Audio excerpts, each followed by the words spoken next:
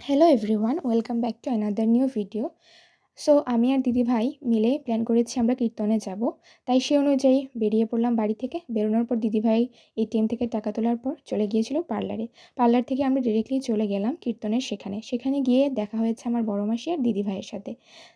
ওনারা দেখছিলাম জুতো কিনছিল। আর এরপর চলে গেলাম ডিরেক্টলি জয়রামের কাছে। জয়রামের সেখানে প্রণাম করার পর চলে গেছি মা দৈত্যেশ্বরীর কাছে। সেখান থেকে গেলাম বাবা মহাদেবের কাছে। মহাদেবের সেখানে গিয়ে কিছুক্ষণ বসার পর বাবা মহাদেবকে ধূপকাঠি মোমবাতি জ্বালানোর পর আমি আর দিদিভাই মিলে সেখানে বসে মহাদেবের পুজোটা দেখছিলাম। যেহেতু সন্ধ্যার টাইম তখন পুজো হচ্ছিল। আর এরপর আমি আর দিদিভাই মিলে একটু মেলাটা ঘুরলাম।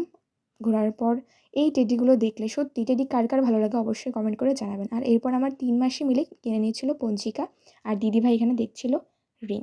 এরপর আমি আর দিদিভাই মিলে খেয়ে নিলাম একটা আইসক্রিম। যদি আমি একটা আইসক্রিম লাভার না, তো একটাই নিয়েছিলাম। এরপর সোডা খেয়েছি।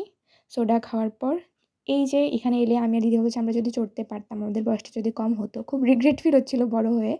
আর এরপর ফুচকা, যা জিলিপি ছাড়া তো কীর্তন অসম্পূর্ণ আমার কাছে। আর এই মিক্সড ডালমুটগুলো তো অসাধারণ লাগে আমার কাছে। আজকে ভিডিও যদি ভালো লাগে একটা লাইক শেয়ার সাবস্ক্রাইব করুন। বাই।